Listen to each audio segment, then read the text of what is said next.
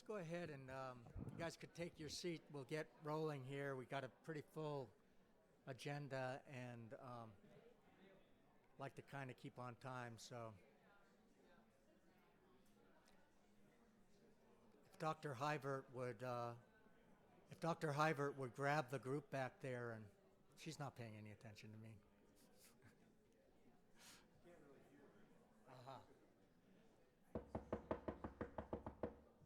If we could go ahead and grab our seats and we'll get rolling here.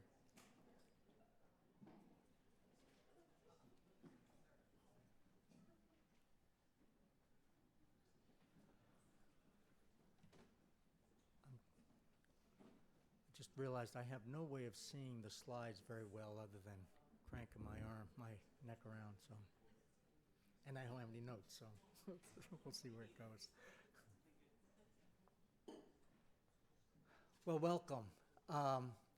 Couple of very quick announcements on the front end. This meeting is actually being taped and streamed. So for those of you in SEML or Colorado State Forest Service or whoever you may be that may be out and about in the hinterlands, welcome to you.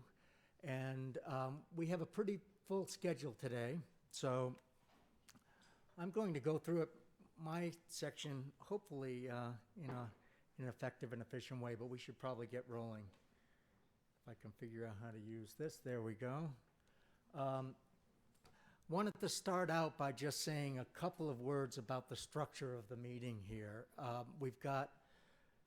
In the past year, we have updated and revised our college code, and we're trying to bring our practices in line with the requirements of the code. And one of those requirements is that we have an annual faculty meeting. This will serve as that annual faculty meeting unless people want another meeting. And the code actually requires that the faculty meeting be handled by Robert's Rules of Order and talks about voting and those sorts of things. We don't have any votes today, but in the event that the faculty have a need to gather collectively and do a vote on something, we can do that another time. Feel free to let me know. One of the other things that's part of that code is that there are a series of committee reports that are supposed to be presented annually by our standing committees.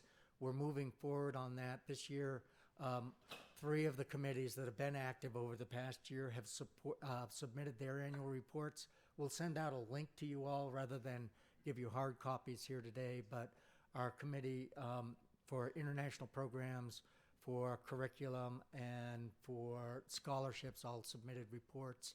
And we've got 2 or 3 others that we'll get as those committees get reinvigorated and moving forward in the coming year. And then the other point that I wanted to make is I've asked 3 of the representatives and leaders of some of our centers to give brief reports on their activities over the past year. I want to, we have a lot of centers, and they're all important, and I wish that we could have had the time for all of them to give presentations here today. It just wasn't possible here, so there's no hidden message about the importance of one center or another by the ones I selected, but I did think that there were special opportunities for increasing cross-college linkages in those centers. And over time, we'll make sure that we have representation of the other centers and institutes and programs in this meeting if this seems to be effective. So one of the things I wanted to do is recognize a number of new faculty and staff that have come on board. And my original idea was to present everybody's pictures and names and maybe even say a word or 2 about them, and then started to dig into that. And it turns out over the past year we've had over 50 new faculty and staff in our academic units, and then another couple hundred or so in the Forest Service and SEML and some of our other centers. So instead, I do want to recognize the folks that came on in the past year. Our college is really completely dependent on the quality of the people that we bring in. And I think over the past year, we've really done a great job with bringing in individuals into the college that will help us move forward to the next level. So without going through everybody individually, I did want to at least recognize you collectively and tell you how glad we are to have you all here. And I also wanted to recognize, I mean, there's close to a couple hundred individuals in Forest Service and our various centers that have also come in. So thank you all for being here, and my apologies for anybody I missed and didn't show up on the list or put them in the wrong category. It was actually a lot more difficult to come up with that list than I thought it should be. But I did want to make one special recognition, and we have a new member of our leadership team, Dr.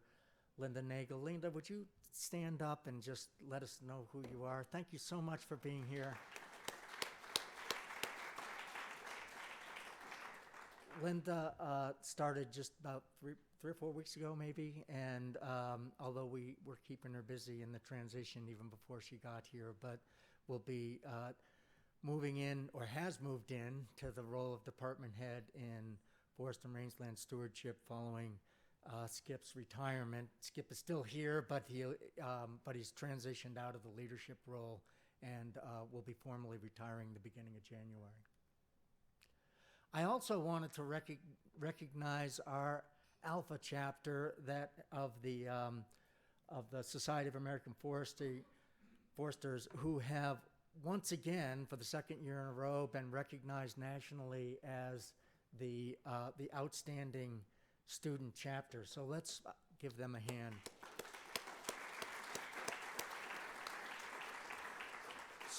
Special thanks to Jamie and Bob for overseeing and mentoring that group. This is really a great honor, and they'll be recognized at the national meeting in Louisiana later on this year. So the idea here of this meeting is a couple-fold. I'm going to spend the next 20 minutes or so giving you an overview, a little bit looking back at some of the accomplishments over the past year or so, and a little bit more looking forward at some of the things that are happening as we're going forward in the college. And the first I wanted to do is give you all a heads up. At the university level, I learned last spring that there were 2 colleges in the university that did not have a non-tenure track faculty committee. And some of the other colleges have a lot more non-tenure track faculty, but this really put us out of sync in terms of giving a voice to those faculty in university governance. The idea is that there's a college committee, and then the chair of that college committee also serves on a university committee. So it was important for us to get in line and move forward with that. And Natalie Oye out of Human Dimensions and Natural Resources very generously stepped forward and agreed to work with us to create a charter for that group, which I've shared with the executive team. And over the next month or so, we'll be populating that committee with representatives from each of the departments. So that's moving forward. I think it's a really important step for us, both in terms of really getting in line with university governance structure, but more importantly, in giving a voice to our non-tenure track faculty members who obviously bring an awful lot to our programs. The second initiative that I just want to give you a heads up on, because I think that this could very easily have broad impact on our programs across the college over the coming year or two, is we were fortunate to receive a small amount of seed money from some private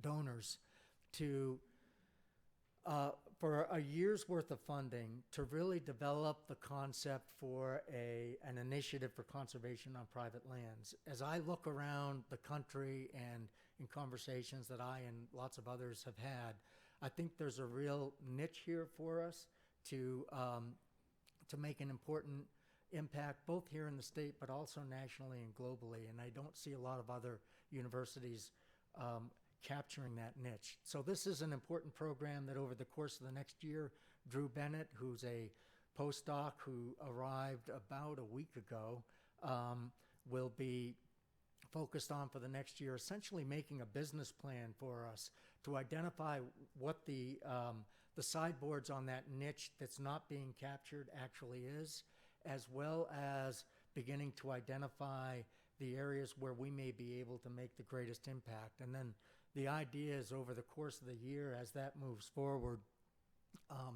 we'll seek greater outside funding and to develop hopefully an endowed program to advance this into the years to come. So anyway, Drew is the postdoc on that. Leva Pajar, Joel Berger, and Rick Knight are sort of at this point a leadership team that's working with Drew to help build this program and move it forward. I think as this really takes hold, I would hope that there's engagement across the college on this. So keep your eyes open. If you see Drew, he's traveling today, so wasn't able to make it, but say hi and talk to him a little bit about the way that your programs might be able to interface there. The other area that I wanted to give you just a very brief update on, I'd be happy to chat further with you later, is as you all know, over the past year, we've been changing the structure of our IT program. We're still a bit understaffed in that area, but we have made a number of important steps over the past few months and I want to point out and thank Chris DiCamillo for the great work that he's done stepping up into the acting director position. Thank you, Chris. And if you have any questions about any of this, he can speak much more intelligently about it than I can. But just very briefly, there's a number of things that we've done. One is, and again, in accordance with our code for the college, we are reinvigorating and reforming our college IT committee, formerly known as the College Computer Committee. And we have, I think, representatives from all of the departments, but perhaps one.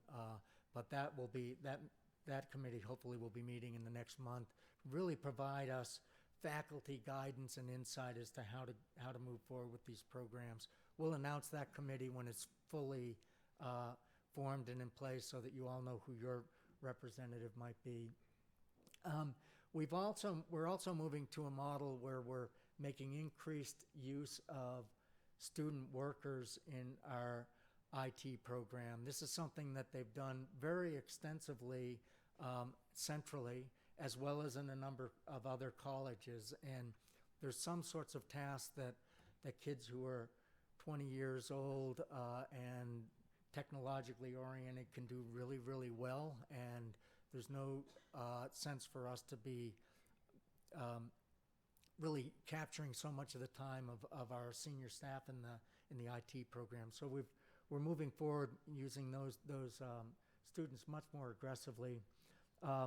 We are shifting the web content management out of the IT office and over to our Director of Communications office, Rob Novak. Rob will be talking here in a little bit, so you'll get to see who he is if you're not sure, if you haven't met him yet. But I think that's an important and an appropriate shift of responsibilities. We're also exploring partnerships with other programs within the college. So the Forest Service, NREL, Colorado Natural Heritage Program, CEMO, all have IT staff, and there may be a way that we can either avoid duplication or increase our depth in certain areas if people need to go on vacation or get ill or something like that. Just give ourselves a little bit more depth. So we're moving forward with that in a completely voluntary and collaborative sort of a fashion. It's not a top-down mandate.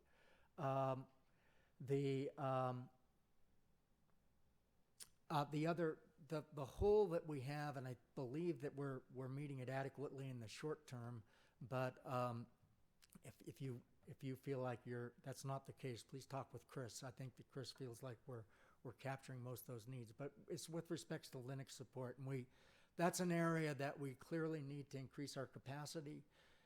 Been trying to do this in a very deliberate and stepwise fashion, and once we see where we're at with these partnerships across the college, we'll know exactly what the skill set is that we need to do, and we'll fill that in. And my expectation is within the next month or so, with the input of the IT committee, and as our cross-college collaborative conversations go forward, we'll be in a position where we know what we need, and we'll be able to move forward with that. And then finally, formalizing faculty support structure. And what that means is that, there's lack of clarity, I think, as to what you should be able to expect from our IT group in terms of, what is that base level of service that every faculty member should have, and what is that value added that we should be providing as part of our service for your special needs. And then what is it that's over the top on that? And how do we define that? How do we ensure that we have the resources and we can create a structure so that you can get everything that you need, but clearly, needs are at least potentially infinite or approaching infinite, and our resources to provide them are clearly finite. And so where is that level, and how do we move forward? And this is not something we're going to do, again, unilaterally. We'll do this in a process where there's plenty of opportunity for input. Much of that may come through the IT committee. A couple of other things I wanted to chat with you about. I've really been putting a lot of my time and effort into fundraising and philanthropy and trying to generate additional resources for the college through that. And you all have a role to play in that, I think, on two different levels. On one level, clearly as ambassadors for the college, and in your role of engaging with potential donors, there's a huge role you have to play with that. And in collaboration with Scott and Jonathan and our development team, moving that forward is a really important role. The other thing that I personally feel strongly about is I hope that you believe in the college and the things that we're doing. And I know you're employees of the college, but at the same time, I hope that most of you are engaged in donations to various organizations and to try to support their mission. I would really encourage you to take a role in that within the college as well. We do not, from my perspective, have that culture right now. I'm not going to tell you the number of faculty and staff that we have that are participating in that, because it's actually almost embarrassingly small. These are your decisions, clearly, but we do have some of your colleagues that have really stepped up and made very significant donations. And whatever it is, I think that even a very small amount makes a difference. You can direct it to your home department or program, however you want to do it. When I was at Florida, I did my giving through our payroll deduction plan. I didn't even hardly know I was giving, but it adds up over time. Here I'm doing it a different way, but I really encourage you to consider that. Here's what our philanthropic and private support has looked like over the past 5 years. The trajectory is positive. 2013 to 2014, there was a big blip because of a very significant software gift that was made. But overall, even taking that out, the trend is very, very positive and moving in the right direction. Thanks to Scott and Jonathan for your hard work on making this happen. And I think the future looks as brighter. Things are going in a really positive way. We've got a lot of great friends and supporters out there. One of the major outcomes of that is that we have been able to increase scholarship support over the years, and many of our donors, particularly alums, love to give to scholarships. We now give a total of 199 scholarships in the college, which is fantastic. A lot of work for our scholarship committee. Thank you all who are on that for doing that. But it's a great thing for the students to be able to provide that financial support as more and more the burden shifts away from the state and to tuition dollars. Oops. The looks like our slides may be a little bit different here, but this is the other thing that I want to do is make a pitch again, in that I really feel like for us to be the best natural resources college in the country or in the world, we really need to do a better job with diversity and inclusion. These are the numbers with our undergrads, CSU's undergrads, the population of Larimer County, population of Colorado, and the population of the state. And in all these metrics, not that this is a quota system, but at the same time, you know, we fall short, I think, in representing the demographic of any of those groups.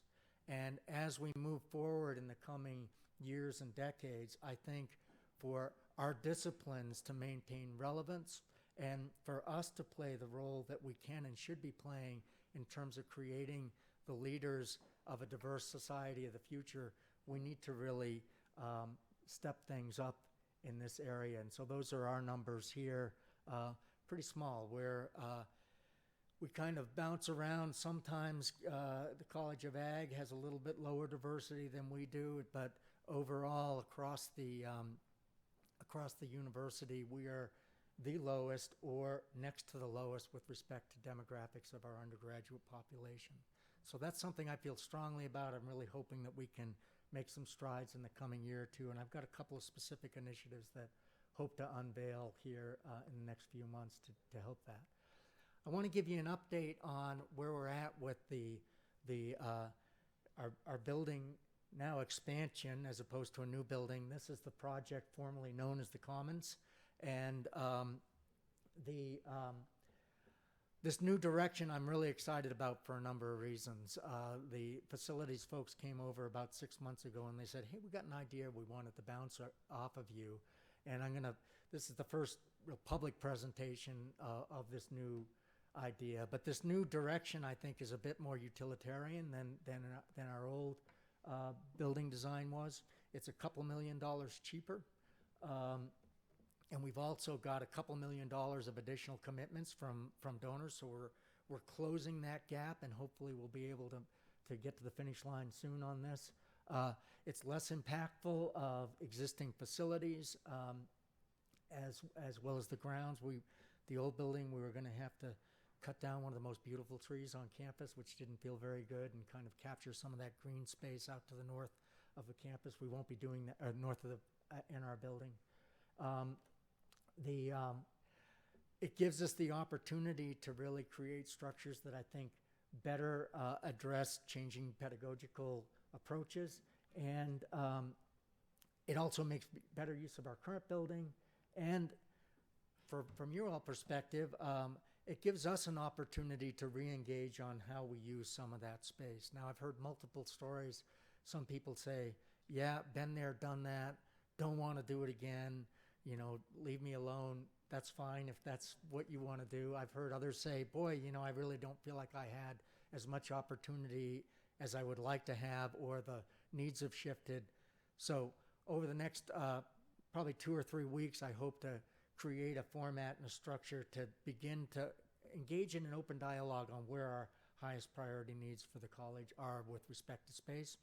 You're welcome, but not obligated to participate in that. So here's what it looks like. I'm told I have a pointer here. Okay. So this is the Natural Resources Building. That sort of greenish yellow line there is the edge of the new building. And what this would do is it'd take our building and push it out towards University Avenue. If you walk out on University Avenue and you look over here at the building we're in right now, LSC, you'll see that goes out a certain distance. That's the same distance our building would go out. It'd create 43,000 square feet of new space in a 4-story building. This is about 1,000 square feet within the original building design. So very, very close in terms of actual area that we have to work with within that. Here's an outside look at what that would look like. As you look to the west over here, I think that's right. Can't see the slide super well, but this is, the west side of the building is mostly glass, moving towards kind of a brick and stone structure that looks a lot like our existing natural resources building. Great views off of this west side of the Front Range. I think it's a really exciting look, and it would really give our college a lot of prominence in that central campus area if we're able to move forward with that. Oops, I skipped past one. So again, the existing outside walls would remain. They would just become internal walls, and we'd be able to take good use of our atrium, and it'd be fully integrated and connected in the two buildings. Here's what the space looks like. The first floor is, did I pass the slide? Yeah, okay. On the first floor, it's all dominated by student-centric activities, a couple of large classrooms here. Our student services center offices would be front and foremost, and there may be opportunities to take advantage of some of our advising that we do in the departments out here too, to create greater visibility. We'd have a nice coffee shop right there, and a lot of sort of lounge area that would connect right in with the atrium. The second and third floors, you'll see here, say something like to be determined or to be designed. I can't read it from here, but basically, we'll suggest some options here for you all, but there's a real opportunity for us to shape this and think through this again as to what the highest priority needs are. All but around somewhere between 1,000 and 1,500 square feet, or 1,500 square feet are available for us to play with in that area as we see fit. So I'll look forward to working with you all. There's some great balconies on some of these, on each of the floors and stuff, so it'll be a great building. So where are we at with it? The new building cost is $19.5 million. We have $16.5 million allocated right now. The gap's getting smaller and smaller. At the same time, I feel like I'm on a treadmill on this, because the cost of the building increases about $1 million every year. So that means if we get $1 million of new support this year, next year we still have a $3 million gap. So I really feel I've been working with senior administration and the university to try to bring this to closure. If we don't get this done soon, I'm not sure if we will. We've got significant support and commitment from UFAB, our student committee that supports facilities. And I wanted to recognize Rachel Lange. You want to stand up with Rachel? And she's our UFAB representative. And as we move forward, there'll be addition. And if you have smaller projects as well that you want to put in front of UFAB, Rachel is our advocate and representative on that committee. So connect up with her to move those forward.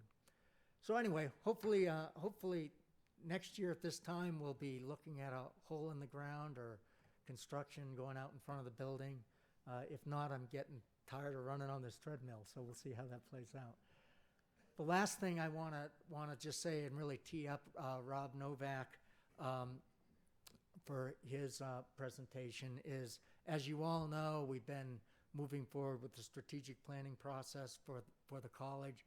I think we're making great progress and headway on that. Hope to bring that to closure by the end of this semester. We've got a lot of input from you all, both in a couple of live sessions as well as some virtual sessions to provide that input. That's provided a structure. There's a couple of more points along the line where we really need your help in refinement. But basically, the idea of this structure is that really do want to be this both inclusive, but also meaningful and useful to us. And so the plan itself will be relatively short and concise, but there'll be a series of annual or quasi-annual work plans that go along with that help us achieve the goals within it. And Rob will talk a little bit more about that hopefully in a couple minutes. The structure is very goal-driven, so we're going to identify specific goals as well as desired future conditions, and then figure out how do we achieve those through these annual initiatives or biannual initiatives, depending on which ones they are. And that's what I have to say about that. At the end of the meeting, I just want to pat myself on the back. I'm exactly on time here. And we're going to try to maintain that throughout. And if we're successful in doing that at the end, we'll have about 20 minutes that's available for your questions or comments or other topics. Anything you want to talk about, we can do then. But for now, I'll turn it over to Rob Novak.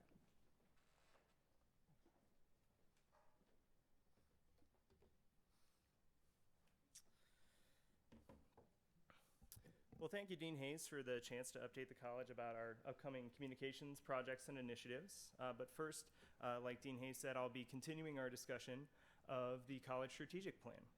So today, we'd like to share with you the goals that we've developed with all of your feedback. And so you can see those up on the slide there now. We're also going to talk a little bit about the structure of the plan, as well as our process for moving forward. So these goals are intended to be broad and far-reaching, as well as representative of the extensive feedback that we received from you all over the past 9 months. We hope that after seeing these, you would all agree that if we're able to achieve these goals as an organization, that we're going to continue to make significant strides forward in achieving our land grant mission. So like Dean Hayes mentioned, the plan is largely structured around these goals. We'll have a brief introduction discussing the plan process and how we gathered that feedback, as well as a bit on the college's vision, mission, and a statement of college identity. Within each goal, we'll talk about the context of that goal in a narrative. We'll discuss a vision or a desired future condition for that goal, as well as measures of success for if we feel like we've achieved that goal. We'll go through some potential ideas that you all have shared with us for meeting these goals, and then those ideas will tier out to what we call those annual action plans. In those annual action plans, we'll further detail the initiatives that we want to use to meet those goals, and each of those initiatives will, of course, have their own goals and objectives and measures of success. We'll also incorporate projects and initiatives that we know that are going on in other units in the college and our academic departments as appropriate if they support those goals. And as you're developing those initiatives in your own areas, we'd encourage you to think about these goals as a part of the larger strategic plan for the college. So moving forward, in order to complete this plan by the end of the semester, we intend to convene a planning group of individuals from all throughout the college, and we are asking for self-nominations for that. If you'd like to help us with this process, we'd appreciate that. We intend for this group to get together and look at those goals, help us to develop the college's mission, vision, and identity further from the draft that we have now. We also want your help in developing those desired future conditions for each of those goals and making sure that we're creating good measures of success to meet those goals. We'll have the planning group put together an open house for the entire college later this fall that will go into much more detail about each of those goals and how we intend to achieve them. And if you cannot make the open house, we'll of course share materials electronically and provide surveys as well to get your feedback.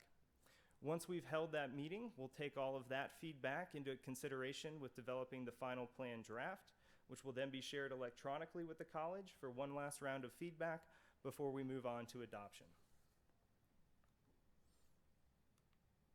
So that's where we're at with the college strategic plan. Again, we'll have some time at the end if anyone wants to ask further questions about that. So moving on to the college's communications plan, we're very nearly completed with the college communications plan for this next upcoming year. This plan dictates how I do my work in order to achieve these goals, and largely centered around making sure that we raise the college's profile and advance our brand as the most comprehensive natural resources college in the country. There's a couple of exciting projects that are coming out of our college strategic plan this year. In addition to these that I'll discuss, we're also going to be focusing heavily on developing new video content to promote the college and using additional video content and graphic support for stories and news features that we develop. And so we're very excited about that as well. So the first project that I'll discuss, though, is a Warner College visual brand language. And so the visual brand language is a bit of an update to our current design standards and toolkit. It's going to use a process that Central Creative Services has gone through with all other 7 colleges on campus. And it'll move us into alignment with what they are doing and make sure that we don't fall behind in the brand structure. It'll give us a new set of photo styles and video styles to use, new fonts, new colors, all of that, so that we can maintain a unique identity within the larger brand structure of Colorado State University. We're also, as was mentioned before, going to move on from our current website platform, Joomla, to a WordPress website. And so our website will be the first product that we apply this new visual brand language to, and it'll have an immediate impact to ensure that we make a good step forward with that process. We are very excited about moving off of Joomla. I don't know how many of you have worked in the back end of Joomla, but I have now for 9 months, and I guarantee you that this is absolutely my top priority. To never have to work in the back end of a Joomla website again. The website structure that we'll put forward should be a lot easier for people to make their own updates, control their own destiny in terms of their content management, and as we mentioned, we've moved that content management into my office now with a student to support us in that regard. The new website will be a pretty burly process, as any redevelopment of a website is. We have a massive website that we'll have to incorporate. There's absolutely no way to just take what we have now and put it onto a WordPress platform. It'll all have to be re-entered. So this is a great opportunity for all those updates you've been putting on the shelf or thinking about for years that, oh gosh, it'd be great if we could do that. Now's your chance. We're going to kick this process off with a series of listening sessions over the next month.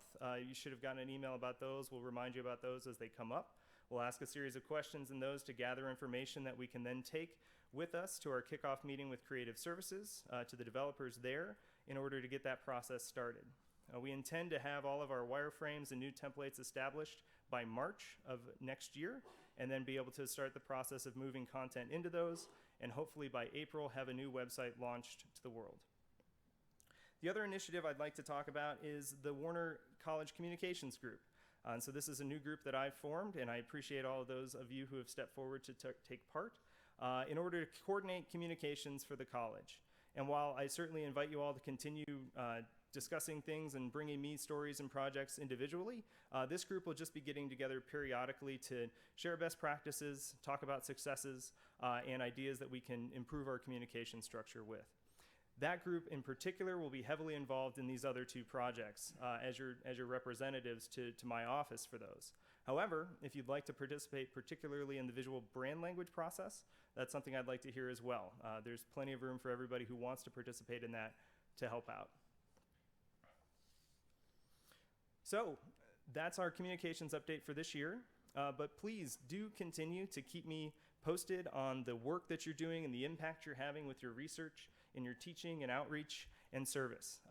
You all produce the content that we use in order to promote the college and advance our brand. We can't do that without you, and we hope that you'll continue to bring us stories that we can do that to elevate our profile and advance our brand. Thank you.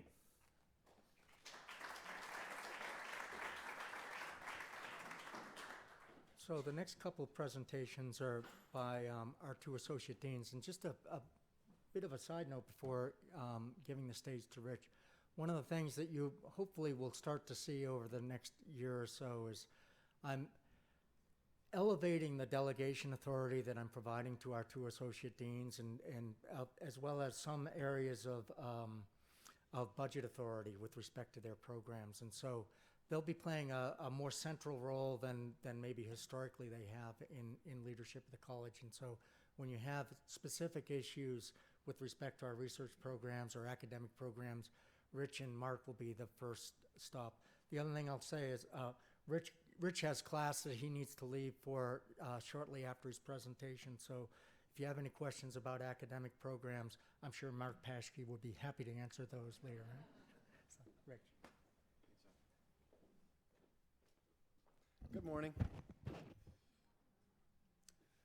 So I just have a few highlights from the academic side of things that I'd like to talk with you about. And Rob's talk is a nice segue into my talk, because I want to talk first about some accolades that we've received at CSU and in the college that are really great things. And this is not a good news, bad news kind of talk either. This is a good news talk. So these are things we should be proud of. The first three things are all similar. We've gotten really high rankings nationally as a green or sustainable university. And I think that the STARS report really led to these other two. The STARS report is a compilation of lots of information about the way the university operates and the academics at the university that was compiled by the university's sustainability curriculum.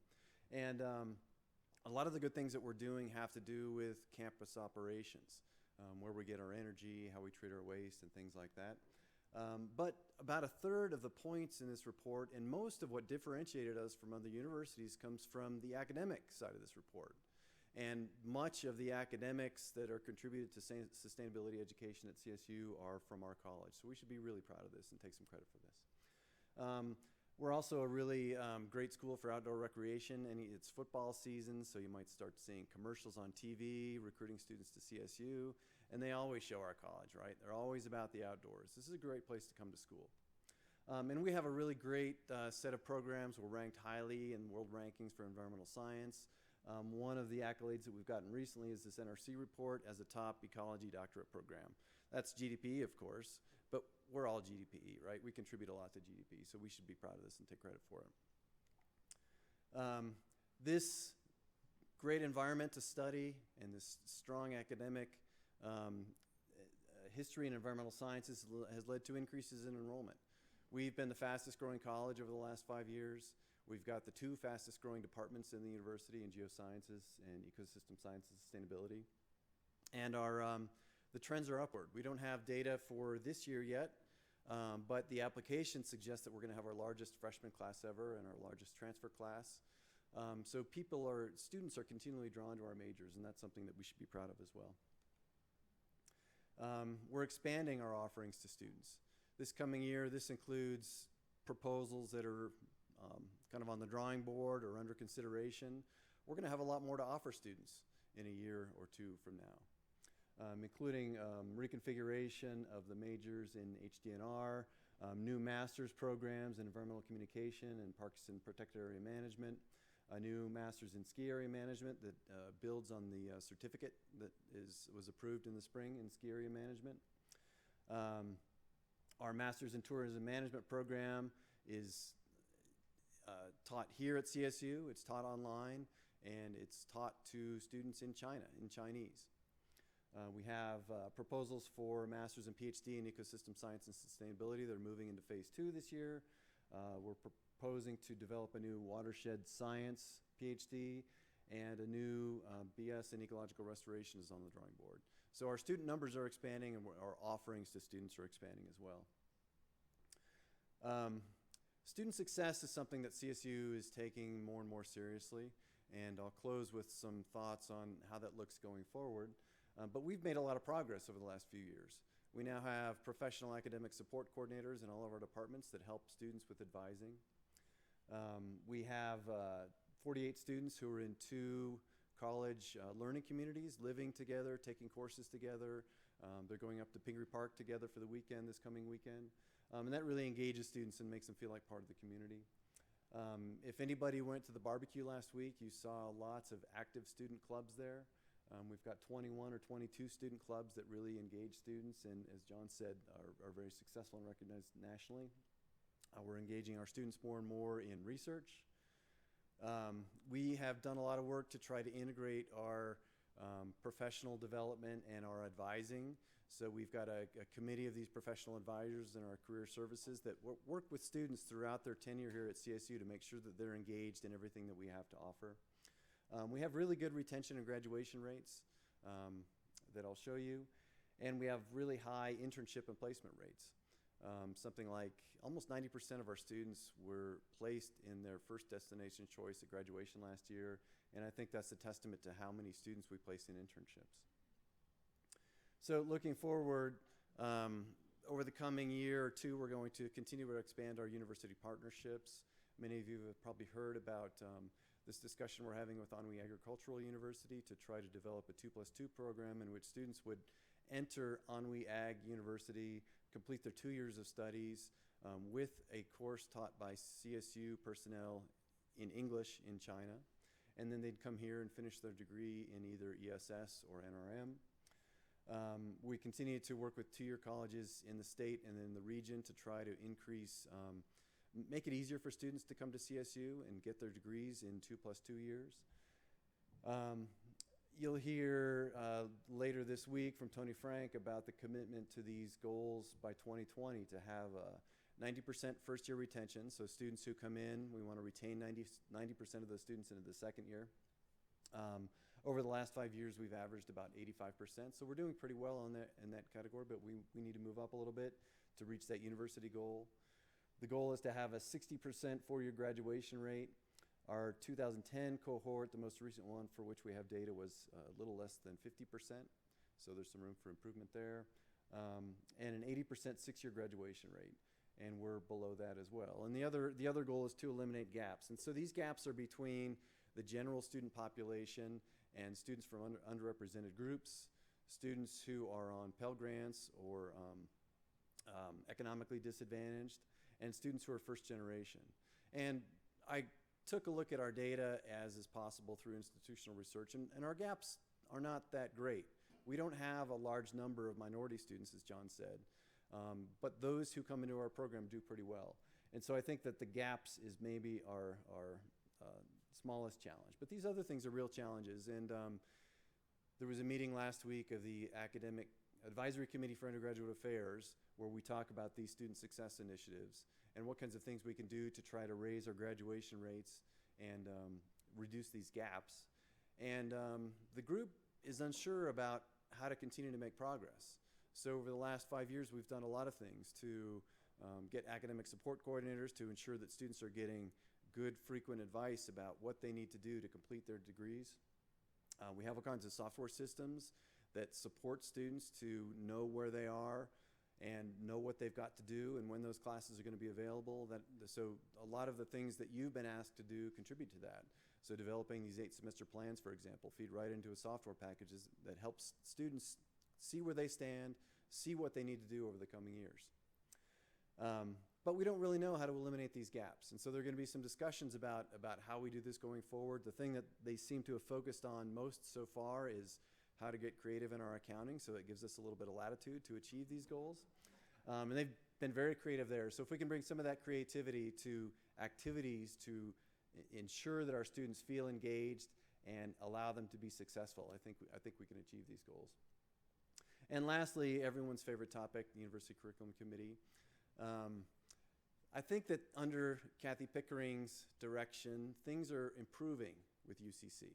Some of the software that's been implemented to support students is being implemented also to support our activities to try to make sure that when we produce course proposals, the process is more seamless than it's been in the past. So looking forward, there will be one unified course form that's linked to the catalog, these major completion maps, and enrollment data. Looking even further out, this will be tied to some of the program assessment work that we've done, where we've identified our learning objectives, and we can, in the future, select those learning objectives in our course proposal forms. And so it'll be a much more integrated system that'll hopefully increase the flow rate. And for later this fall, for spring 2016 courses, those will be given priority if you've filled out this form. And I'm sure that if I got something wrong, Sally can correct me or answer any questions. Can I make one quick comment? Yep. With regard to spring 2016 course proposals, things have been on hold because of the implementation of the digital system. They're still on hold today, but the university has signed off on the course form. We're expecting it to be available within days, although I don't know a date. The firm deadline for courses to get to UCC on the new system to be in place for spring 2016 remains September 25th, and it has to go through the college approval system first. So you're not going to have much time. You're going to need to be ready to go once the system is up. I can send an email to the college announcing when the system is up. Okay, that'd be great. So it's going to be better, but you're going to have to act quickly. All right, that's all I have. Thank you.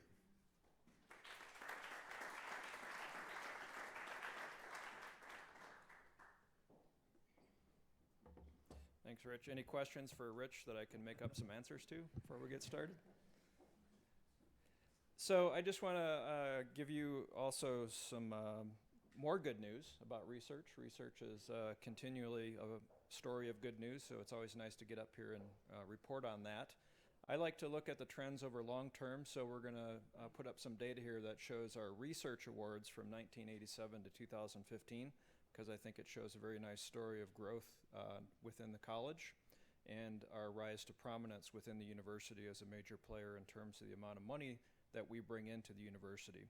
And this story through time, if you look at the colors carefully, you'll notice that it's really a story of the growth of CIML within the university, within the college. But that overshadows a little bit of some of the smaller areas of growth that we've seen within some of our other academic programs and centers as well. But the good news is that it's a continued story of growth within the college. We did a little over $80 million in total funding brought in last year, and hopefully that will continue to grow in the coming years. And we're starting to see some good growth in some of our academic programs as well, so that's a bit encouraging. As far as publications, we don't have as good of data on publications, and you may recall I did some polling earlier this year to come up with some numbers. For this past year, we had about 300 publications that we were able to count, and that's kind of a fuzzy number. It may be somewhere between 280 and 320, but somewhere in there. And I think should we set a goal of 400 for next year, John? Okay. So if every faculty in here does 20 this year, I think we'll be in good shape. So keep that in mind. Related to that is something I'll talk about in a minute, and that is a new initiative on campus to bring in some software that will help us do a better job of tracking this productivity so that when people like me get up to give a report, we have better numbers to be able to provide. So a couple of new initiatives that I want to talk about that I'll be working on with others in the college for the next year. The first is the launch of an extension-like document. And I say extension-like because it's not meant to replace the very good extension documents that we have within the College of Ag and the Extension Service, or the good work that the Colorado State Forest Service does in putting out publications for landowners. But really, it's an initiative to really try to engage our graduate students in the land grant mission and to provide them an outlet for being able to write results from their research directed at landowners in the state of Colorado or land managers to get that message across to those landowners. So it will be an online publication. We're targeting it toward landowners and land managers, specifically in Colorado, but it can go beyond if needed. 2 to 4 pages, nice pictures, figures. We will get these peer-reviewed, even though they will be written towards an 8th grade to high school level. We want to have them peer-reviewed to make sure the science is sound that's in them. And in order to incentivize that, we're able to provide $100 to any students that are primary authors for these publications. So we'll launch that this fall. If you have graduate students that are finishing up and have a nice story that they could write up in a 2 to 4 page document about or directed towards land managers or landowners in the state, send them my way and we'll get them started, and hopefully we'll get it through to publication and get them a $100 award for that as well. Another new initiative that you'll hear about, probably not as much from me but from others, mainly from upper administration in the coming year, is a new program called Digital Measures. Some of you may have heard about this. Our colleagues in other colleges are using this software, and it's a software that's designed to track faculty productivity, and it's also going to streamline our reporting for our annual evaluations every year. So all of those, I think every department in the college and every unit does their annual reporting a little bit differently. We're all going to standardize that in the future. We don't know when this is going to roll out exactly, but I just wanted to give you a heads up so that you're aware that some changes are coming. It's a comprehensive resource for tracking faculty activity.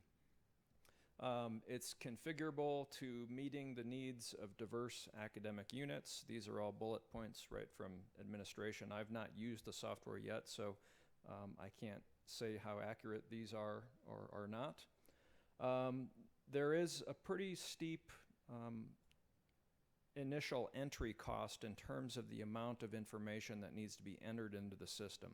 So we have to take a lot of our historic data and enter it by hand into this system. All of our old publications, grants, presentations, all those things have to be loaded into a form-based system with pull-down menus to get all of our information in. Once it's in, it's just a matter of annual updating, and I believe there's an opportunity for at least recent publications to be able to bring them in directly off of the web. So, but there'll still be some cleaning up that may need to happen in that.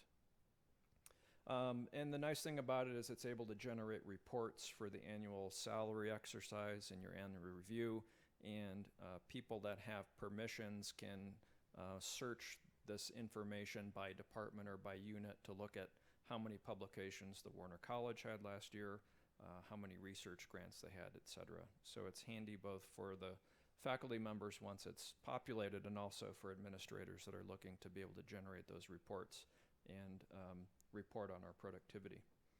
And then it will also allow you to generate your CV in multiple formats. One of those hopefully would be for the T&P review process, so it would make a lot of those reports that faculty used to have to put together a lot easier in the future. And again, for multiple purposes. So another thing that we're going to continue this year is the web-based portal for submitting applications. Some of you submitted applications for the McIntyre Stennis. There was some other internal RFPs that came out that went through this portal. Those of you that aren't familiar with it, just very quickly, if you go to the WCNR intranet and you go to the OVPR and college research funding opportunities, that's where you'll find all of those listed. You can apply for those directly there, and it sets up an internal review process within that as well. So that's it. I don't know if you have any questions for me or Rich is still here, but otherwise we'll move on. Yep. One question? Yep. Curious about whether digital measures has the capacity to connect to the strategic plan work that Rob was talking about. He was talking about annual action plans that we're going to have, and I was wondering if there's some interoperability to make that easier for us to document our progress on the plan. I don't know the answer to that. I'm not sure how, at what level that'll be collated. Okay. Stay tuned. Thanks. Thanks, Mark. We move into a section of the morning's meeting where we'll have 3 different presentations by centers and programs affiliated with the college. And you know, one of the things that really makes us, if not unique, a bit atypical of a lot of our, in relation to a lot of other programs around the country, is that we've got some very, very strong centers and programs embedded within and affiliated with our college. There are 3 or 4 other universities across the country that have such a tight affiliation with the State Forest Service. We're very, very fortunate to have that. Our Center for Environmental Management of Military Lands is obviously a very, very strong program that's directly connected to us, as well as a number of other centers and programs. I guess before turning over to Mike, I'll just say very briefly that, you know, I think that a lot of the strength that we have as a college is because we have these affiliations.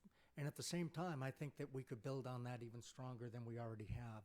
And so that was one of the reasons that I wanted to highlight 2 or 3 of these programs today, is really to get you all thinking about ways that we might be able to leverage the strengths that we have with those programs to the mutual advantage of those programs as well as our academic research and outreach programs within the college. So with that, Mike Lester.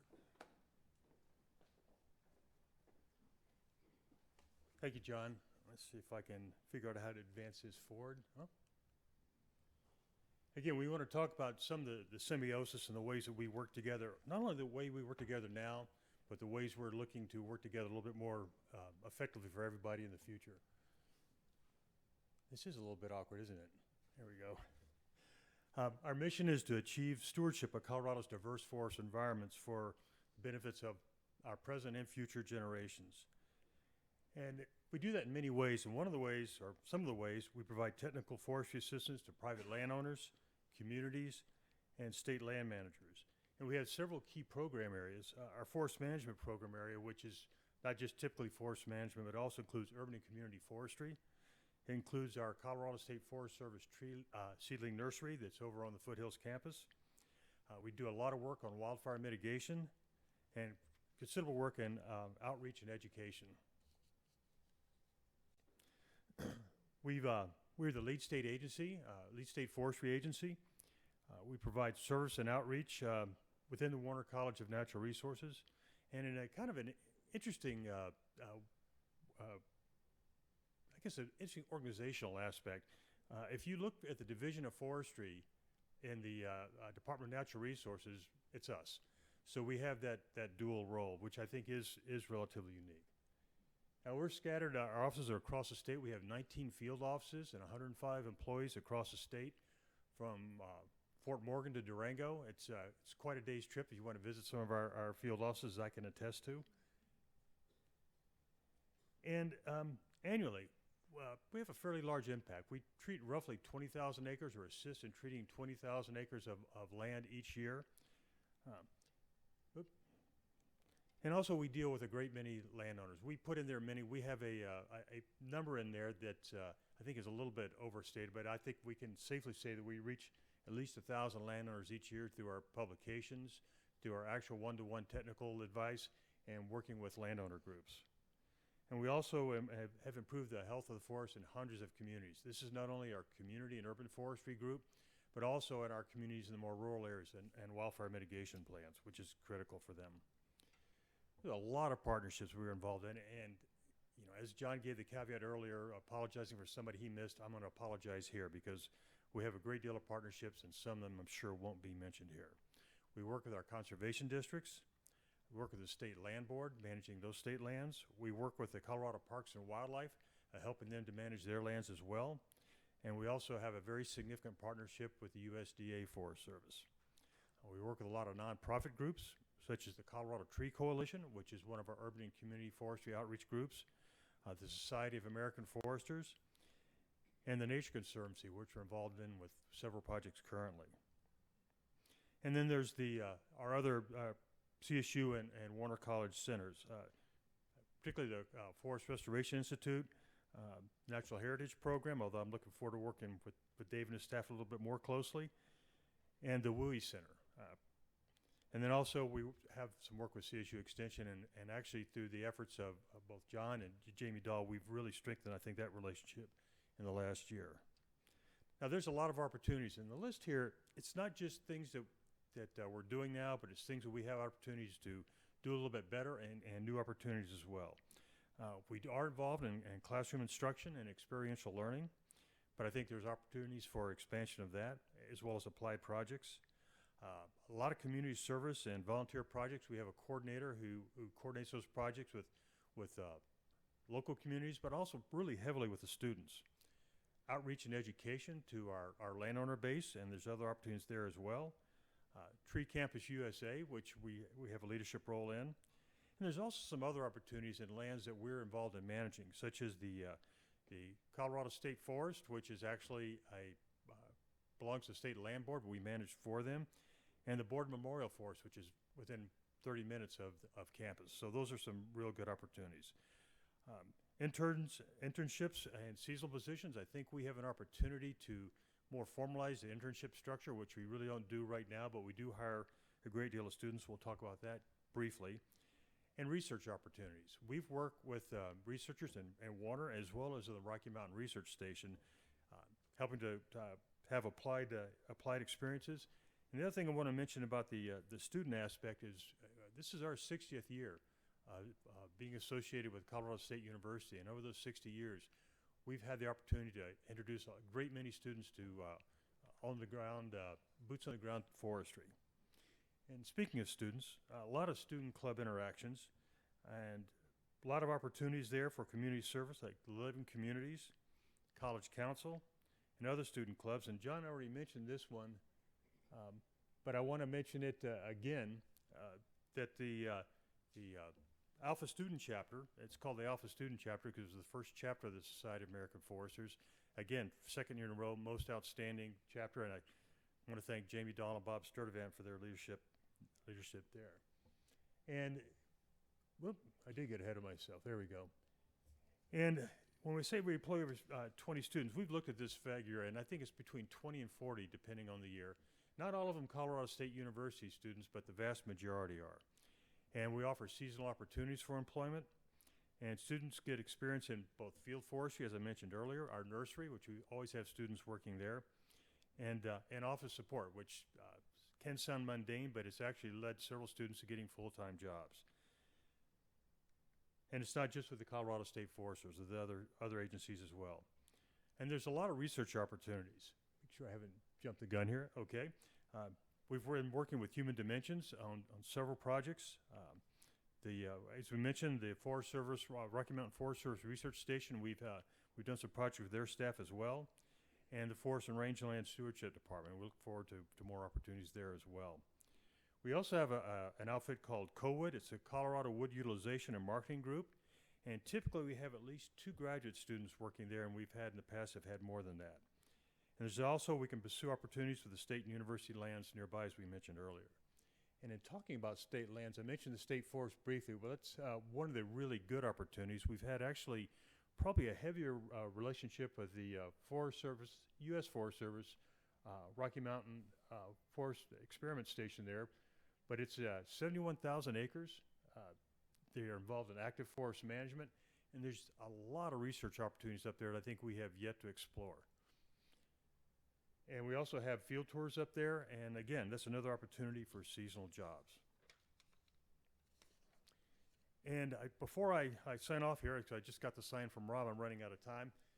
We do have this document that we put on everybody's chair here, and this just gives you an opportunity to examine some of the things we do, and you'll notice in the first paragraph, we mention our relationship with Warner College. So that is very key to us. Thank you.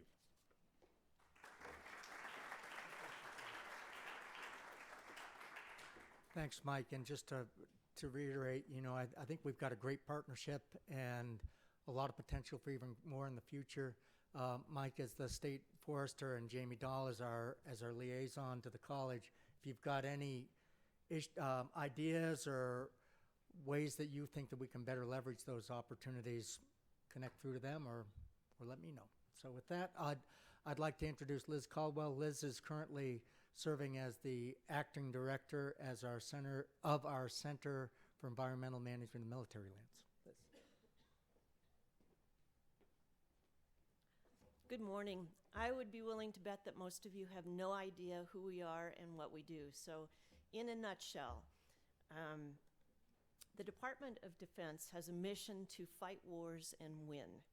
And to do that, they need to provide realistic training for soldiers, airmen, and Marines, not just today, but in 5 years and in 50 years. And that realistic training means that they need to have healthy and diverse ecosystems, grasslands, forest land, deserts.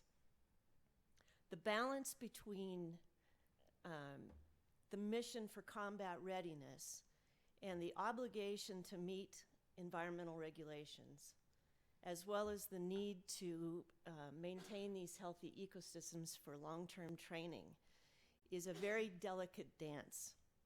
And it's a dance that the Center for Environmental Management and Military Lands knows very well. In fact, we've been partnered with the Department of Defense for over 20 years now in helping to choreograph this dance. And we do this, we provide this support in 2 different ways.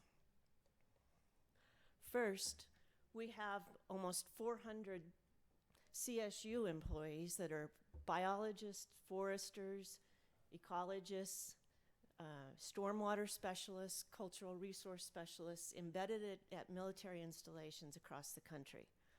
These folks are on the front lines of dealing with the complex issues that the military faces every day. They're ensuring that the military is meeting the regulations that they're required to meet. They're monitoring species in peril, and they're managing the cultural and natural resources on the installation. They're providing innovative solutions to sometimes complex and very unique problems that are faced by the military. We also have a couple of people that are working at the headquarters level, at the Pentagon, to help develop and define environmental policy. So this is really exciting, and I could talk a lot about some of the really great things that we're doing in the field. But what I want to focus on is what's happening here on campus, because this is where I think it's really, we have the opportunity to do some linkages across the college and even outside of this college to other colleges within the university. As an example, a 2-year study that we're just wrapping up that was a collaboration with the folks on campus in our CML office and a master's student and others in fish, wildlife, and conservation biology, as well as some of our employees at Fort Wainwright up in Alaska on the Dall sheep. Dall sheep are very important to Alaska tourism and wildlife viewing, and the Army was very interested in learning whether they were having an impact, a negative impact, on the sheep in the areas where they're doing the training. So we installed, actually your master's student installed a large number of cameras to do sort of a wildlife camera trapping, if you will, and monitor the population before, during, and after training. There were millions of photographs to look at and a lot of hours of video to examine, and we're just coming up with the final results on that. And I think Rob has an article that's going into CSU Source that will be hitting your email shortly. So I won't spoil the results, but I think everything looked good. There are opportunities like this to really build some bonds across our college. A few other things that we've been working on for the last year, some really big projects that involve data management. Our Wildland Fire Group has been working on developing a fire data management system for the Army and for the Air Force. This system uses near real-time data on current fires, firefighter qualifications, resources, and equipment that's available, so it puts it in a very comprehensive and easy-to-use format. And the hope is, and the goal is, to move to real-time monitoring in the future so that we can look at fire behavior and incorporate that in decision-making and strategic decisions on how to deal with wildfires. Similar to that, the Geomatics and GIS group at CML has taken on the massive responsibility and undertaking to deal with all of the Air Force's environmental data. When we started this project, there was no standardization across the Air Force. Installations were gathering their own information. There was no quality control. And so the first thing that we've had to do is come up with the standardization techniques and then start to gather the information and compile it and become the technical center for all of the environmental data for the Air Force. I think there's an opportunity to move these kinds of capabilities beyond the military, and so we're looking for opportunities to do that. Looking forward, Christmas came early to CML, and we now have an unmanned aerial system fresh out of the box. We have LiDAR capability, hyperspectral, thermal capability, visual, multispectral. And we've had a lot of interest from the military. They're very excited for us to start using this to do things such as monitor vegetation after training to see how quickly they can return an area to training status, to fly over an impact area to look for fires that haven't been completely put out, to keep those from getting away. Obviously, you can't walk out into an impact area and check for those, and so doing a quick flyover might be a good way to find those. So we're very excited about that, and there may be opportunities to take advantage of our contacts and our ability to get you onto a military installation to do some research that you may have in your mind as well.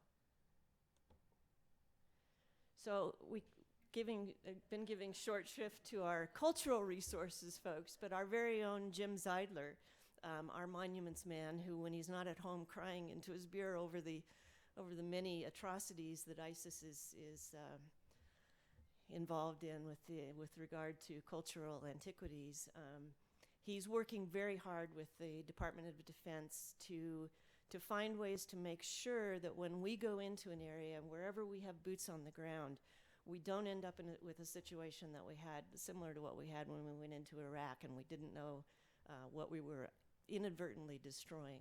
He's working very closely with Central Command and with Africa Command right now to do a geospatial mapping of all of the cultural resources as well as natural resources, parks and preserves in Africa, and with the intention of going global with this, so that when we go in to build something like an Ebola clinic in Africa, we don't inadvertently destroy something.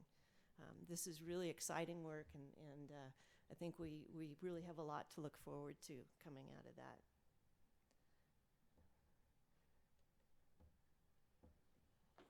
Okay, I think that's it for us. Hopefully we can find some ways to do work together.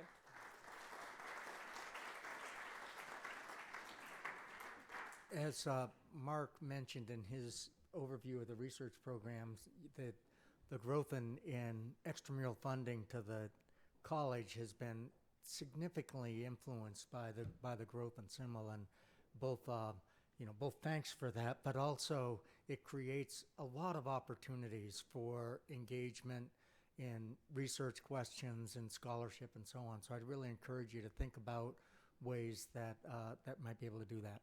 With that, I'll turn it over to David Anderson, who will give an overview of activities in the Colorado Natural Heritage Program. Thanks a lot, John. Let's start my timer because I've heard there's bear spray involved if we go late. That would have great entertainment value for you all, but I don't want that to happen.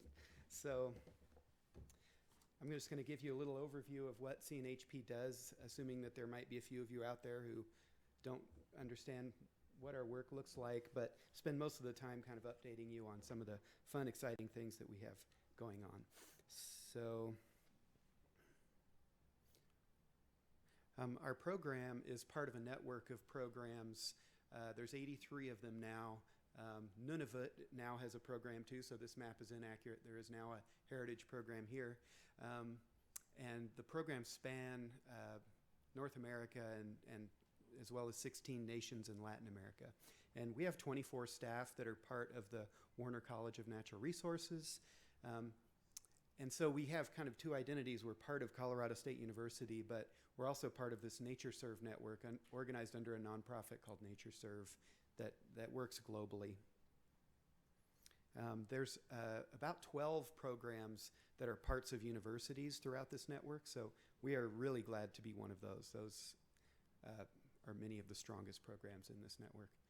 So the work that we do is centered around collecting all the information in Colorado on the locations and status of plants, animals, and natural communities. And this is kind of the core mission of the NatureServe network.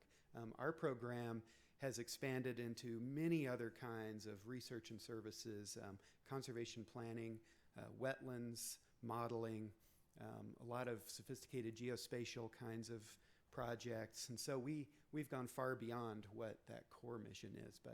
But anyway, doing this is kind of what makes us a heritage program. And so, I'll just go back to this one real quick. I love this slide because it really shows how many interesting rare things we have in the state of Colorado. You're never very far from a rare species or natural community. And our program is the group that decides kind of what a list that we can pay attention to in Colorado is. And we assign conservation status ranks to all of these elements of biodiversity. And so we can do things like this map where we've taken rare plants and they're color coded here by global rarity. So red is a G1 rank of globally critically imperiled, and green is a rank of G5. So they're still rare species in Colorado if they're green, but they're not things that we're worried about going extinct. So we can kind of help set priorities and help people be strategic about the conservation work that they're doing with their limited conservation dollars. And so our program, everything our program does is oriented around partnerships and collaboration. So I'm going to give you a few examples of that. There's been some really exciting stuff happening on this ranch. This is a photo of the J.E. Canyon Ranch. It's actually on the Warner College website. I just took it right off the website. This was taken by Renee Rondeau, our conservation planning team leader, on the J.E. Canyon Ranch, which is a 50,000 acre ranch in southeast Colorado that has just been sold to the Nature Conservancy. This ranch looks, for all intents and purposes, just like a national park. It's absolutely fantastic. It's full of rare communities, rare species, cultural resources, amazing geology. I mean, when you're there in eastern Colorado, it looks like you're in Utah, but with Colorado vegetation. It's really strange. And very few people even know we have a place like this in Colorado. But I'm going to take a lot of credit for this, but I think thanks to our program, getting to know the owner of this ranch and helping to connect them up with the Nature Conservancy, this is now a Nature Conservancy preserve. We did inventories in southeast Colorado that were funded by Great Outdoors Colorado starting in 2007 and finished those up in 2009, and it kind of helped to catalyze a renaissance in thinking in that part of the state that continues today. There's a lot of conservation easement type of conservation happening there now. So it's really fun stuff. I'm very excited about this. Another thing we're kind of getting involved in is this initiative by Governor Hickenlooper called Colorado the Beautiful. And he's got a lot of things going on with this. It's really about connecting youth with the outside, with the outdoors, dealing with rising obesity rates and trying to help people have healthier lifestyles through appreciating Colorado's unique beauty. And one component of this is an interactive trails map that is under development now. Folks with Colorado Parks and Wildlife are working on this, and we, along with the Geospatial Centroid here at CSU, are the entities that create this map in the background. This is called CoMap. This was started here at CSU by Dave Theobald, and we've taken it over. This is a map of all of the protected areas in Colorado, including conservation easements. So we really want the state to use this map because we want to make sure people don't go off trail onto private land when they're using this state trails map. This one is a really fun thing. This was a survey of the urban wetlands that we did in the city of county of Denver, and the report just got finished for this. This is one of our first major forays into kind of looking at wetlands through a kind of a different lens. On the metrics that the Colorado Natural Heritage Program uses globally to look at quality of wetlands, all of these wetlands are crappy, okay? They have pretty low biodiversity. They've been heavily impacted by humans, but they're anything but crappy when you are a citizen of Denver, because the ecosystem services that come out of these wetlands are really disproportionately high for the people who live there. So we had to establish a new set of metrics using ecological integrity assessment and tweaking that a little bit to be able to say how important are these wetlands for the people of Denver. And so this is a new kind of project for us that I'm really excited about. And so this is some of the messages that we're trying to help people understand there, along with and I think this is really important for managers. We know that this project has already stopped the bulldozers once. They were going to modify a wetland that had a rare plant in it, and they were able to use the information from this to modify the plans. This is hot off the press on the Colorado Parks and Wildlife website, it still says draft. I think it's still getting massaged a little bit, but this project is officially over. This is the Colorado State Wildlife Action Plan, and CNHP is the lead contractor with CPW on completing this. This is a monumental effort that involved working closely for the last couple of years with a lot of scientists in CPW. So very excited that that's almost done. I think we're really going to have a swap that we can be proud of here in Colorado now. I wanted to give you a heads up that we're hosting this event, the Colorado Rare Plant Symposium. It's on Friday. Everybody is welcome. It's in Golden. This brings all of the key botany people from the state, from all the agencies together, and we talk about rare plants. If you want to come down, a bunch of us are going. You can ride with us. It's good fun. And I really wanted to emphasize sort of the collaboration piece, which is goal 1 of our new strategic plan. And that there's a lot of deep collaborations we have at CSU. And these are just some shots from the field this past summer. There's Boris Kondratiev. This is Brad Johnson standing here with Jeremy Sultanfuss. And Jeremy has led a project in South Park that he's handing off to others at our program because he is starting a PhD with David Cooper this semester. So, but some of the other things that we're involved with, cross paths with many of you in the room. We've just finished a big camera trapping project with Ken.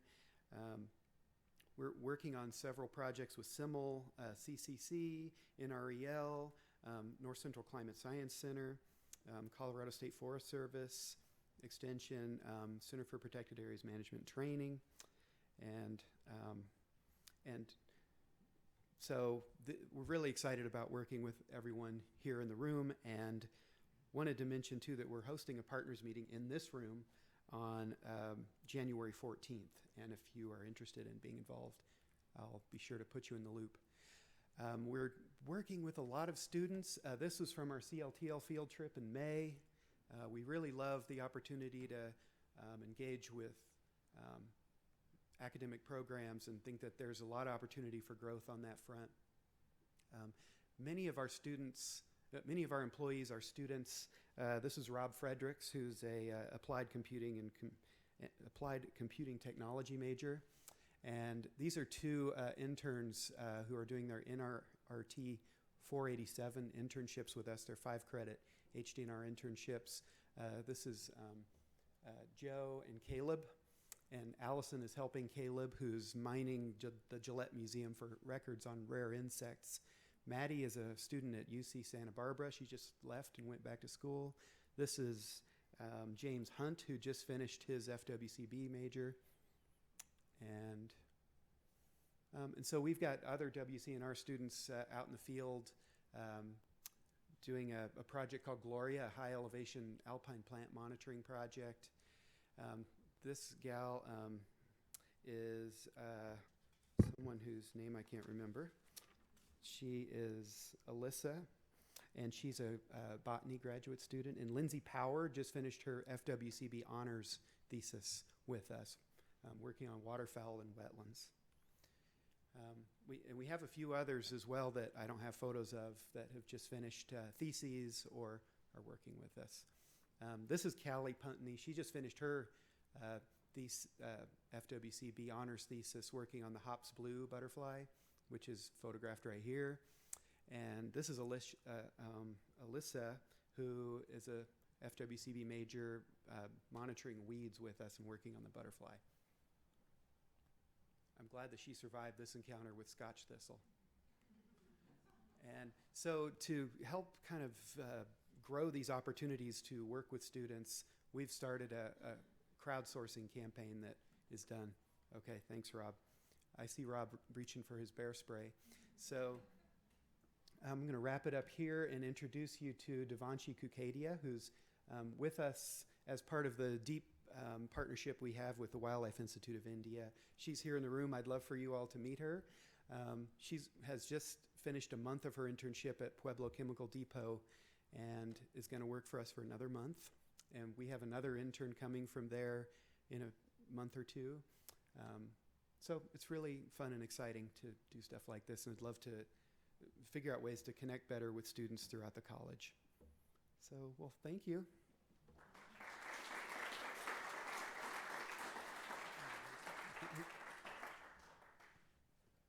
Great. Yeah, so if you have any questions, we'll have a little bit of time later, and also I'd encourage you to follow up with Dave later. I will warn you, we are fortunate to have two David Andersons in the college, in addition to Dave, Professor Emeritus Dave Anderson from FWCB. So make sure you get the right one if you try to send him an email. So with that, our final presentation, I'll turn it over to Robin Reed, who's the director of our Center for Collaborative Conservation. Robin. Thank you, John. It's kind of amazing to stand up after all these collaborative organizations. I mean, you can imagine what else could we do, and it's a good question. This college has as their first goal this collaborative idea because there's so many people here that are doing such amazing work, many of whom didn't get a chance to speak today. And I want to just shout out to those that didn't get to speak, and also I want to particularly shout out to the departments because they're really collaborative themselves and work with a ton of other people. So I think I got a down button here. Try that. Okay. So I'm going to talk a little bit about highlights for the Center for Collaborative Conservation and what's next. But before I get to the first slide that says what we do, I'm going to talk a little bit about our origin story. So sometime about 10 years ago, and I wasn't here then, there was a group of faculty, along with Ed Warner and Joyce Berry, who dreamed up the Center for Collaborative Conservation. And they thought, wow, wouldn't it be great to have this sort of thing? And Ed said, yeah, and eventually I will endow that center. And so that's sort of the beginning of us. And then in about 2008, they brought me from Africa to start the program. And it's basically to learn about, discover, and to do collaborative conservation. And that's what their dream was. And so since then, we've run a small staff. We've got 4 full-time people, I would suppose, once you add everybody up in their bits and pieces. We look at ourselves as an innovation hub. And I just want the staff that are in the room, and I can see 2 of them, Kim and Aren, to raise your hand as staff members. Sitting over there. All right.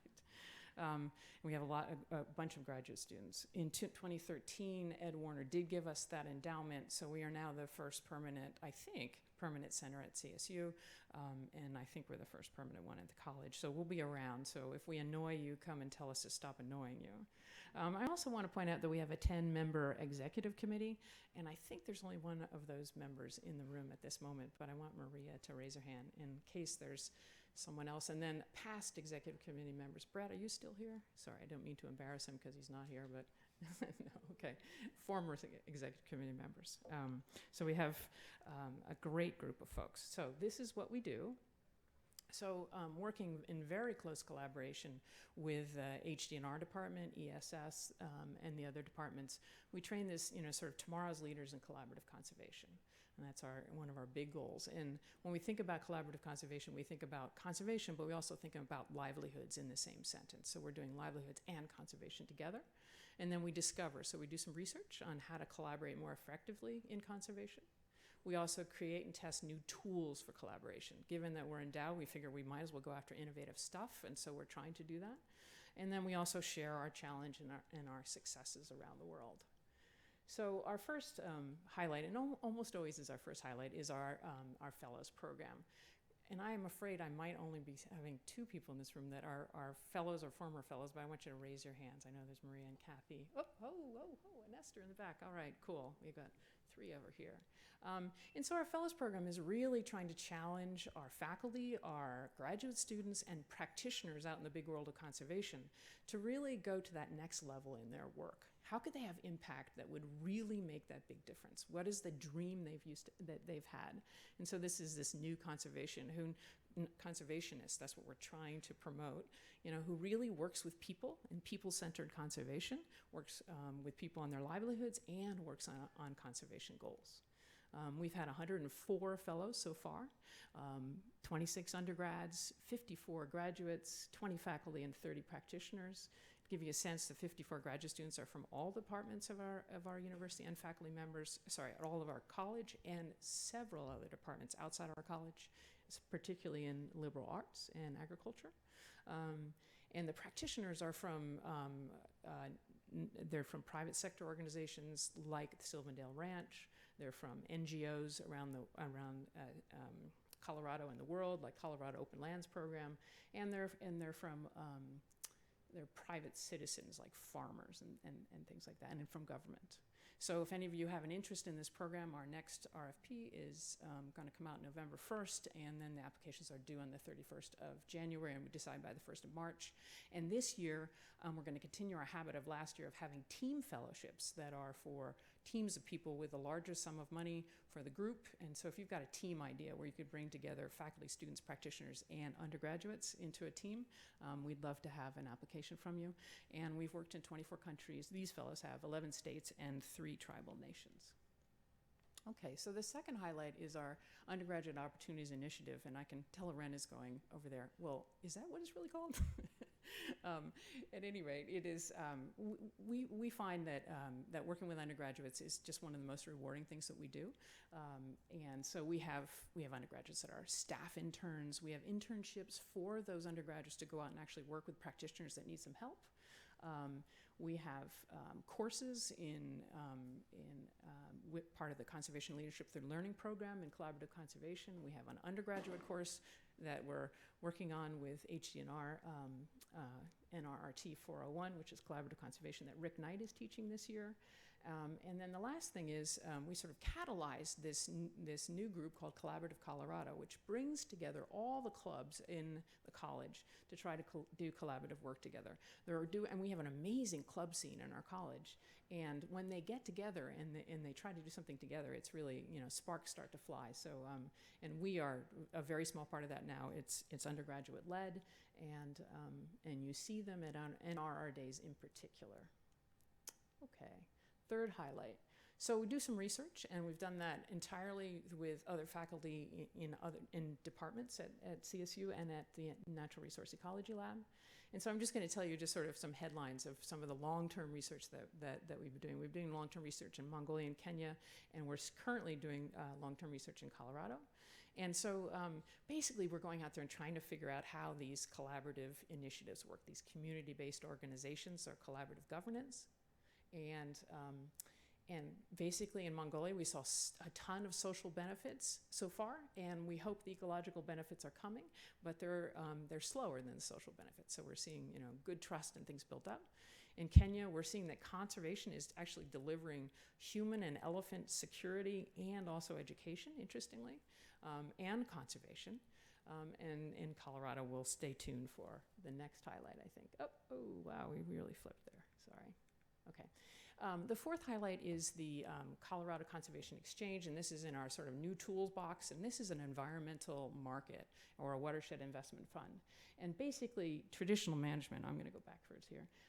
If you're talking about a ranch, looks like this. Let's we make profits from livestock grazing on the land. But now we're trying to bring these new income streams to ranchers and farmers. Can they get more resources from wildlife habitat, carbon sequestration, cleaner water, and renewable energy? And the cool thing is that we just got a large grant to implement this exchange, and so it's going to be in the Big Thompson, the Poudre Rivers. It's a watershed investment fund. It will focus on forests and wildlife risk reduction and its impact on water quality. So this long-term effort that we've initiated is now starting to take fruit. And I just want to point out to the third bullet is that we are far from the only ones. We're just catalysts here. We have 30 different businesses in town and government agencies and nonprofits involved. Okay, number 5. So we initiated a couple years ago what we're calling the Colorado Collaborative Conservation Atlas. And so we're looking throughout Colorado to try to see what's our waterfront, what are we doing out here? And this is led by Chashka Huayhuaca. And this is the purpose of this was driven by the stakeholders to help collaborators learn from each other and tell the stories of those collaborators. We found over 140 different collaborators in the state, and we're going to test that atlas online right now. We're doing that now. And we'll continue. So we'll be rolling that out relatively soon. And then what's next? 2 more slides. So we think we're going to start a new collaborative conservation practitioners program. In other words, this is going to be for practitioners, students, and faculty to work together much more directly. And what is working out there in the great world of practice and collaboration, and what isn't, and how can we make better headway together? You can see that's rather vague because we're just starting it. And the last thing is we're going through strategic planning for the next 3 years. And so we'd love to have your thoughts about where we should go. And so our early thoughts on where we should go next is first to bring together look at its college, this strategic planning we're doing, and this collaborative mandate that we have is how we bring those things together even better, more strategically, so we can have bigger impact on the world. That would be fantastic. Then always more support to students. That's always the engine room that we think about. And then sort of what we're calling blue sky initiatives. What's the next big thing that we should take on as an endowed center that will really break the mold and set a course to even more innovation in collaborative conservation. Okay, I'm gonna stop there.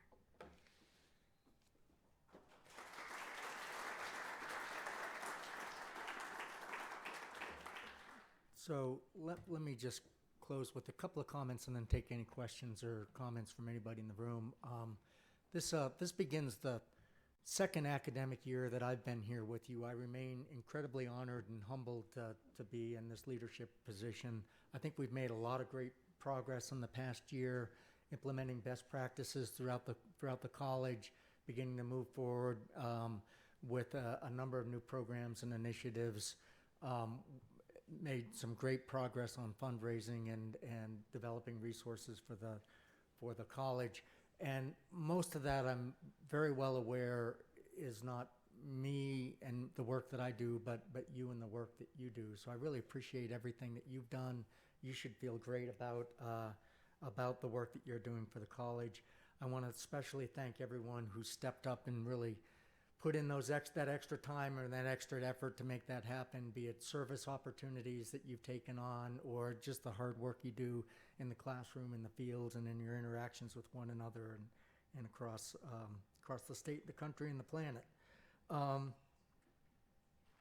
So we've got a lot of progress we've made, a lot of work yet to do, kind of in the spirit of continuous improvement. The real challenge with continuous improvement is that it's continuous, and so there's a lot in front of us, and appreciate everything that you're all doing with that. With that, I'll open the floor up to questions or comments directed to me or any of the other speakers, or anything that we should talk about that we haven't.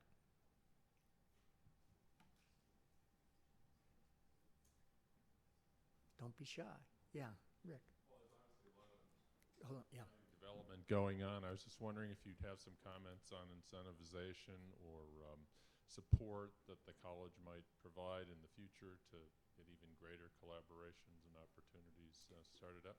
Yeah, do you have anything specific in mind or just in general? I mean, you know what the obvious ones are, so Well- I'll let you elaborate. I mean, I'll probably obviously miss the space obvious is ones, tight, but and if you can incentivize people in the summers or find other venues for building greater cross-college collaborations, as we've discussed. yeah. So I'll probably miss the obvious ones, and you can help me. But I mean, this is something that obviously through the tone of all this idea of cross-college collaboration and partnership has been a bit of a theme here. It's not because that's a good idea, it's just because it's great to collaborate. But really, I think that the opportunities for us leveraging the strengths that we have across create something where the sum is greater than the parts. And it's part of what attracted me here myself, and maybe some of the rest of you as well.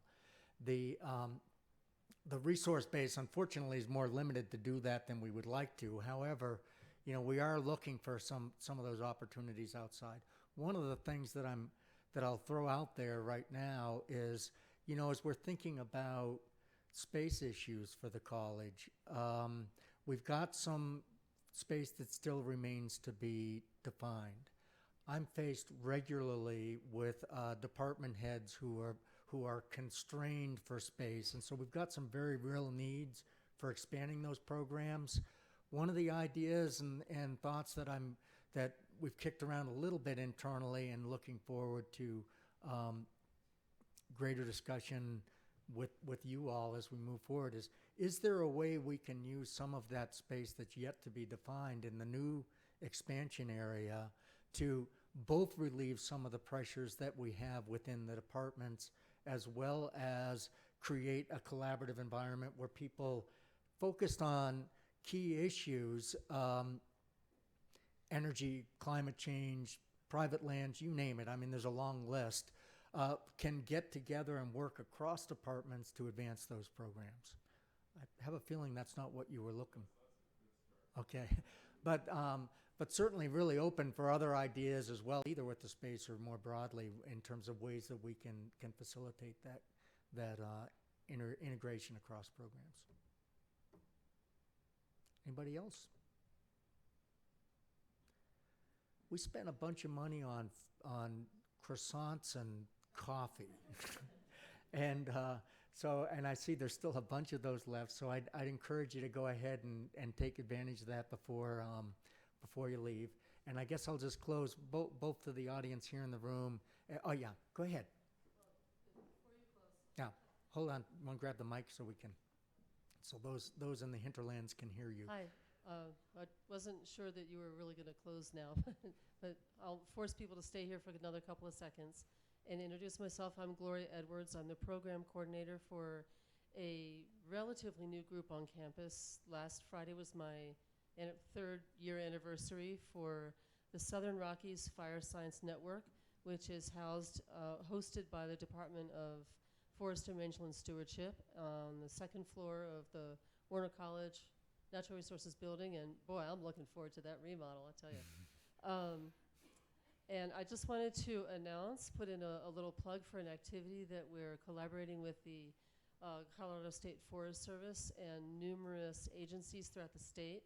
We're helping to host a Colorado Wildland Fire Conference at the end of this month. It's put together by interested parties and volunteers from around the state. And it's a real growing event. It's now being noticed nationally. We've had vendors and speakers come in nationwide. So we're really helping to fill the gap in communicating wildland fire science, social science, ecology, and forest management in the Central Rockies area. One audience that we really try to focus on with this effort is a group that often gets missed out on collaborative planning and forest management and wildland fire, which is the county commissioners, the policymakers, the planners, the architects, a lot of the people that wouldn't think first to go to the fire department or your local forestry agency for advice. So I encourage all of you to check out the website, wildfire-colorado.com. It's September 24th to 26th. We've grown from 2 tracks 18 months ago to 3 or 4. 3. And we'll really have a great lineup of national speakers this year. So, and if you have any questions about the Southern Rockies Fire Science Network, keyword, network, Southern Rockies Network, I'm in room 233. Thanks. Thanks, Gloria. Anybody right behind you, Rob? My name's Shauna Crocker, and I work for the Colorado State Forest Service and have for the past 20 years.